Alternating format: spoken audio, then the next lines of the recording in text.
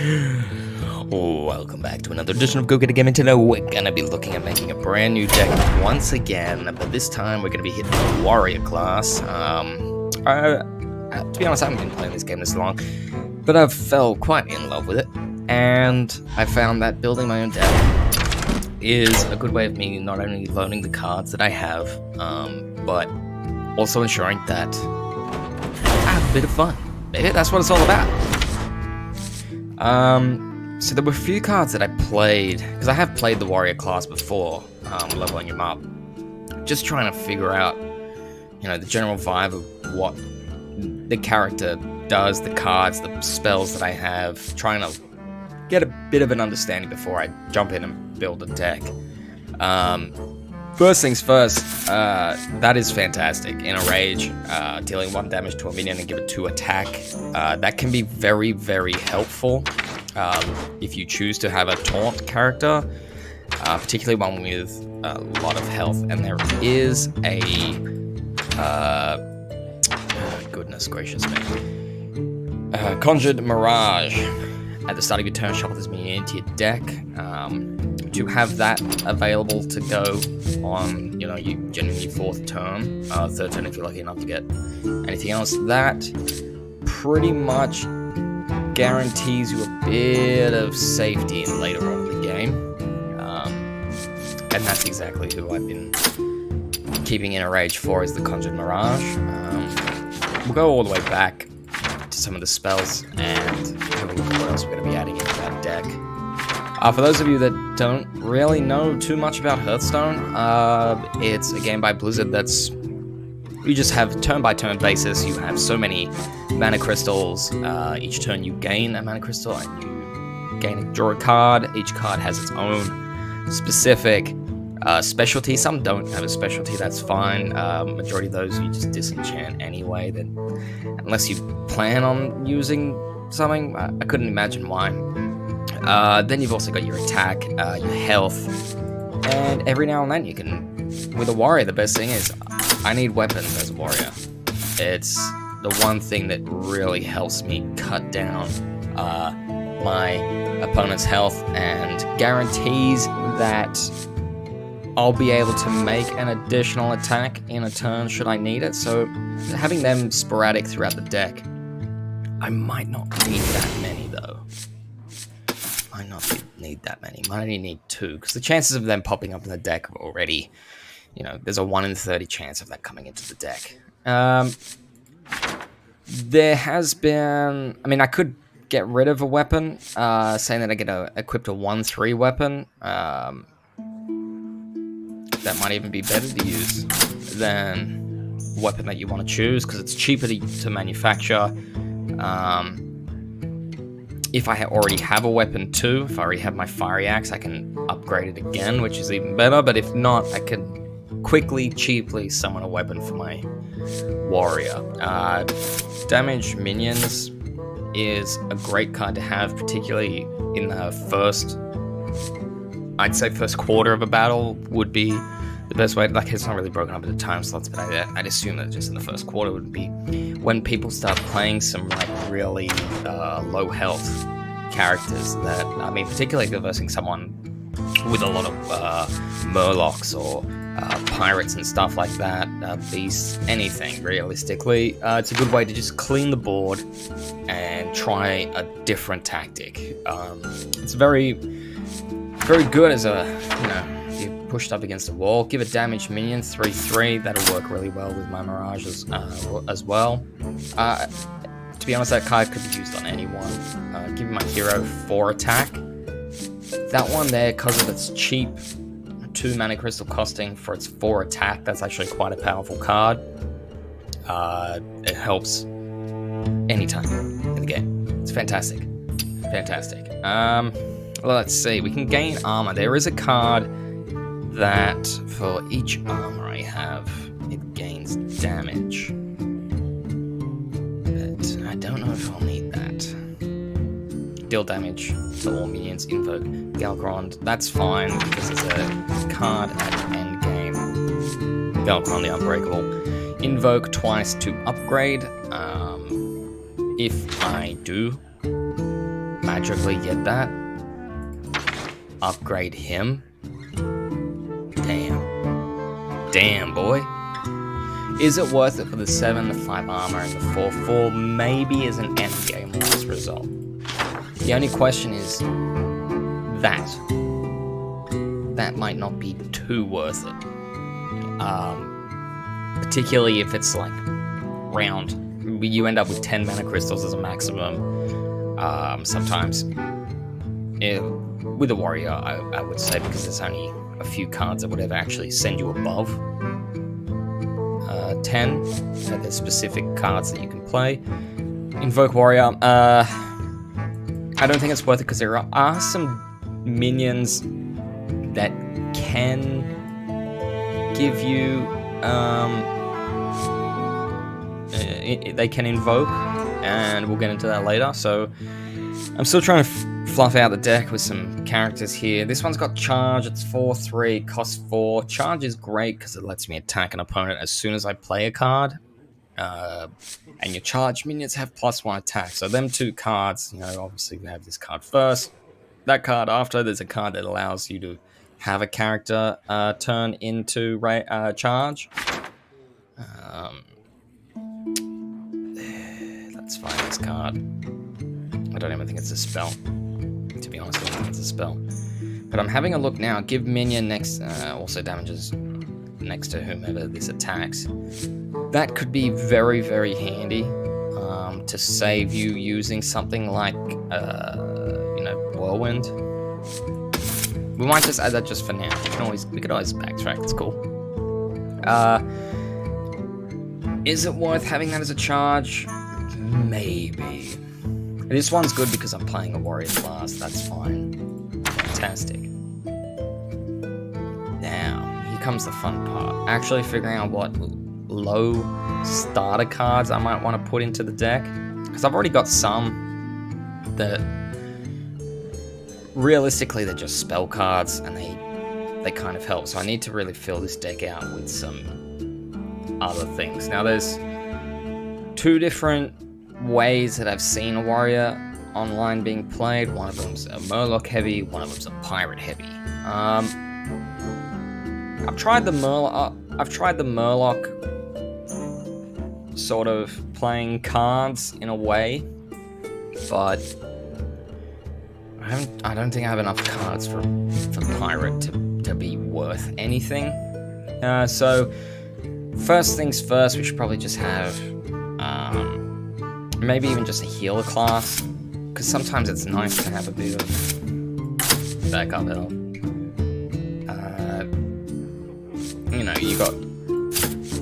You just play minimal characters that will just help you maintain health. Murlocs have +1 attack. That's cheap and easy. Let's get them down a bit more. Now we want to start thinking of. We're halfway through our deck, so we kind of want to think of like what's going to be playing on later into the game. So we're going to move on into a bit more of a, say, 3 onwards kind of feel. I don't know if I should fill out some more Murlocs in there because I don't think I have enough to sort of do it. Your other minions have +1 attack. That's always fantastic. Let's just chuck in. We'll double check this part. Battle Cry, if you control make game +1/+1. Rush, that's cool, but we could chuck in some. This one here is just. I get it, but that is such a hard card to play when you have such limiting cards to begin with. It just doesn't seem worth me putting in my deck. You've got Cleric that's gonna Shattered Sun Cleric. That would work well if you play that with a raid leader. Because not only does that get the extra attack, but then you can give the additional 1/1 to the raid leader, so they're both in a way very high standing. Wind Fury is great on most characters, particularly if you can make them have rush. Doesn't matter. You can make any character have rush. It's gonna be great. Taunt and Reborn, fantastic. That is one of the cards. Reborn is basically if it dies, it comes back. Taunt is it being a character that you have to attack before you can attack my hero or any other character, provided it's not with spells or special abilities. Another good one to have is something that, like, you can have stuff that's not targeted by spells or hero powers. That's fine, because majority of the damages that you get done with, particularly by a mage class, it's always deal 4 damage to, and then they just take out your character. So it's nice to have a character that can't be touched by spells. Do I want to have something that can cause him? This is the one I was talking about, causing Invoke. Getting Galcron there. We might add him one in, because this is all just like stars align. I'm just trying to think of characters that later in game can... Look at this. Mogashan Warden. Perfect. New card too, fresh out of the pack. It's got 1 attack, 7 health. So when you have things like, deal damage to a minion, add it to attack. 6-3, that's still pretty good. You could also give a since it's damaged, you give it another 3-3, bang bang. Yeah, these sort of things can work into your favor. Actually, instead of Mogashan Warden, I'm gonna go the Sentient Shield. I don't know why, but that difference there does not make up for that difference there. That is such a big difference, particularly when you're adding all these other upgrades onto it. Proud Defender would be fantabulous if you could get all those cards on a clean sweep. That would just be absolutely magic. But not everything works that way. When you play, you'll understand that not everything works that way. Gains 1 health for each card in your hand. That could be handy, but provided that majority of these cards are lower casting cards, I'm going to be burning through these pretty quickly. I don't think I'll ever need it. Oh, Shield Master's getting taken out by... But then again, realistically, it's the health you want with a Taunt. The attack's only good if the opponent's actually high up. Frostwolf Warlord is another fantastic one because it's already high enough in attack and health that if you do end up playing things like a Murloc character, having all those Murlocs getting summoned onto one table and chucking this bad boy on, yeah, he gets pretty high. Summon 3 random 1-cost minions to for your opponent. These sort of trade-offs just don't seem worth it to me, because a 1-cost minion could restore 2 health, and if he has 2 of those in his deck, that's more health restored than what I'm outputting. Just doesn't seem really worth it. Characters that heal your own, fantastic characters to have, particularly if you've got Taunt already established. Almost already had ducks. They're fantastic to have if you've got your Taunt established. You've got a Defender established. This one here invokes... maybe I should...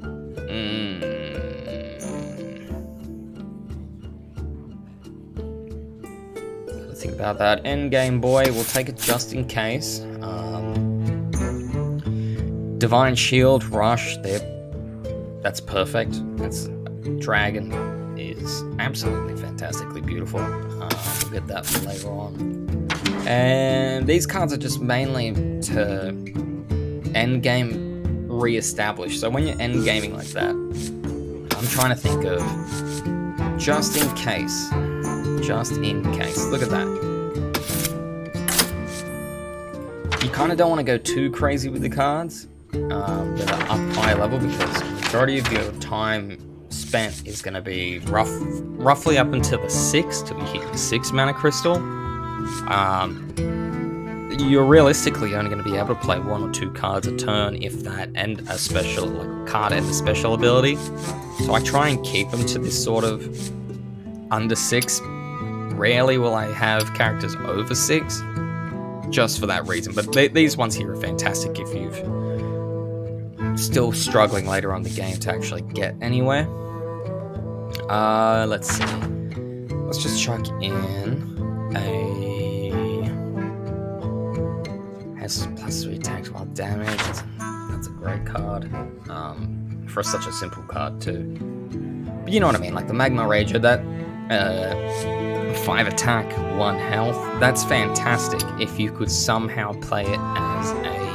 I know most other hero characters allow you to have special abilities like, oh, we add 3 to your health or whatever. I mean, give a damaged 3/3, he cannot get damage to receive that. No matter what I do, there's no upgrade for this character that I can personally do, so I don't see much of a point to play them. What we're going to do is we've got 4 cards left, so what should we do? Should we just make a dicky round, or are we going to try and do this? So there was one, if I had a mech, it gains Rush. We'll get those 2 out there just in case. Murlocs, we'll try and add a few more, just for the sake of having... Give a dragon in your hand 2/2. That could potentially help as a later on card. 1 more card. We will... let's just give that a try. That's fine. I'm happy with that. Let's just see how this deck goes. The last time I built a deck, felt pretty good. Played it straight away. It ended up being one of the best things I did. Ended up coming back from a low-down victory and came back with a vengeance. Let's see, so I've won once with a warrior, and I'm level 10. How? Don't know. Game pandas to you. Generally, the load times of this, it lets you know somewhere between 1 in a minute, 6 in a minute. It'll go up, it'll be fine, but game's usually coming around 15, 20 seconds. The game will do this funny little thing where it'll pretend to load and then give you a few options, a few funny little quips in there. But you always end up with a worthy opponent.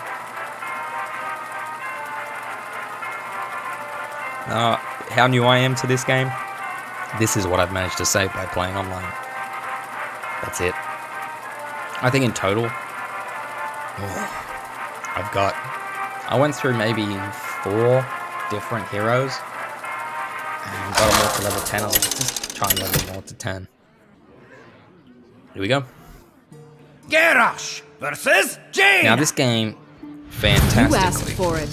Victory or death has allowed me to live in a World of Warcraft world without actually having World of Warcraft. So this part, you get to pick which cards you want to keep, which ones you kind of want to get rid of. It's first go. I know these are going to come back at some point. I'll keep the weapon just in case. I'll get rid of the 7. I'll get rid of the taunt too. Just see what comes up next. I guarantee I'll at least get a 2 or a 1. Alright. So I've got my first set. Now, most people want to play their card at this point. Me, I don't want to because he's got such low health that it might actually end up not being such a good move for me in the quick run. I have no idea how to fix that. I'll figure it out. Okay, so they've played a Murloc. That's fine. We'll just increase our armor attack to... Job's done. Two for a mage is actually quite good. They have an array of spells that actually cost them no more than 2, and they can do upwards of 4 damage. So, you know, hopefully get playing some cards down, rid of Acropolis. No special characteristics about it, just got excellent health, great attack for its cost. Okay, so now we got 3. We'll play our weapon card, give ourselves 3 attacks anyway. This turn.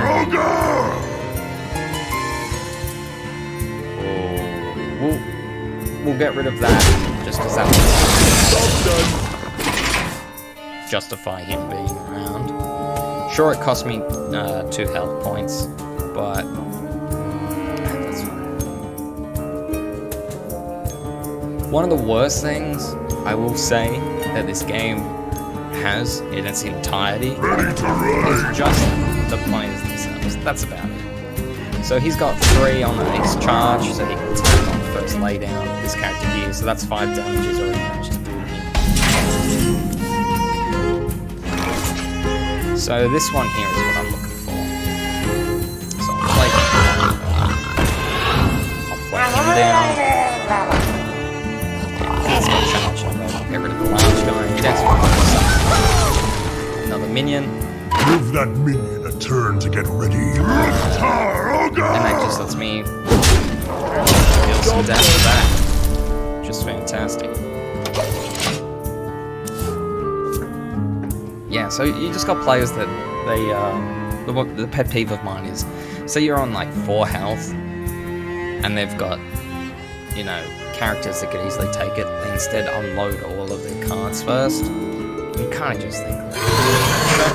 Show some respect on the fight, please. Extra mana crystal for going second. The coin. Yeah. So he chose to attack me, which he should have attacked that character. Taunt and evoke. I will act as your scale.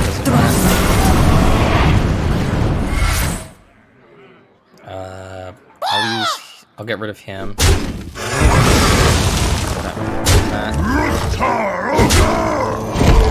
Now we're starting to really make headway with our cards. We've got a taunt on, so he has to be attacked.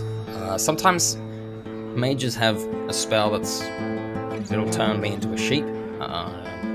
This is polymorph. Reduces me down to 1 attack, 1 health. That is probably the best damn card that a mage has in his entire deck. He can turn any king into a pauper.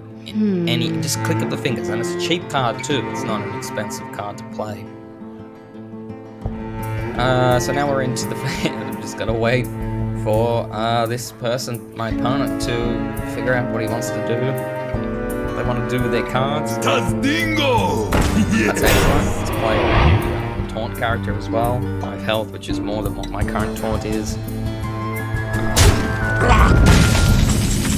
Now he'll be able to attack. So I can either rush it, or invoke, or I could play it safe there. Gain 2.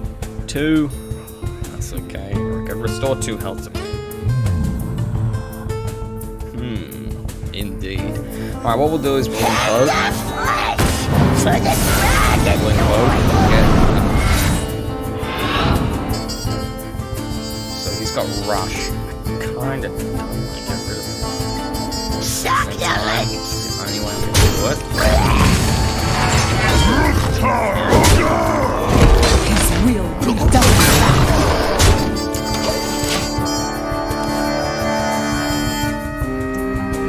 See what happens next. So I get 7 mana crystals next. I might play one of my dragons. I've still got this sort of backed up for safety. It might come handy in the next turn. I'll keep him just in case I get down a bit low, or my taunt character gets a bit low. I'll take him down again. Using 3 mana crystals to draw 2 cards. Handle it! Yeah, that's a very next move kind of game plan. So I don't know, let's see if I can nail this. The frost wolves stand ready!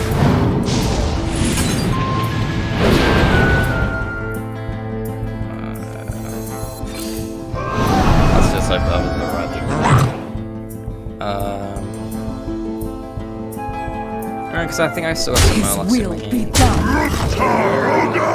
I don't know if I should get rid of him. No, look, let's do that. Because I don't think the bench has many healing spells. Particularly that I got my taunt here now. That's going to be taking up majority of his focus. He's going to be spending a lot of his energy now trying to get rid of that 3 health. Granted, he could have a card that does... There's a card out there that does 4 damage to all characters on the board. Which is another very, very powerful spell. Yeah, there we go. 3 against me, so hopefully... And it only cost him 1 to do that. Which, you know, that's fantastic. That's a fantastically cost card. Particularly in that scenario. Well played. Very lucky he has that, so he's got 6 cards in his hand. For 6 mana crystals, you should have something.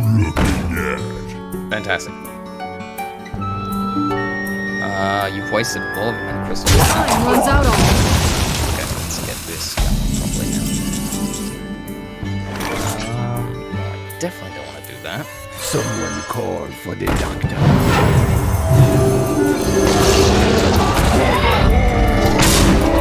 His will I be didn't done. Cards before going in. Well, anyway, that's it. We got the formidable frog, ladies and gentlemen. Thank you so much for paying attention to this video, and I hope I can interest you again. Hopefully soon I'll be doing some live card pack openings, and we'll see what we can get going with this page and this YouTube channel, and hopefully it continues on and I can keep on going and giving you great content. As always, guys, go get in and start gaming.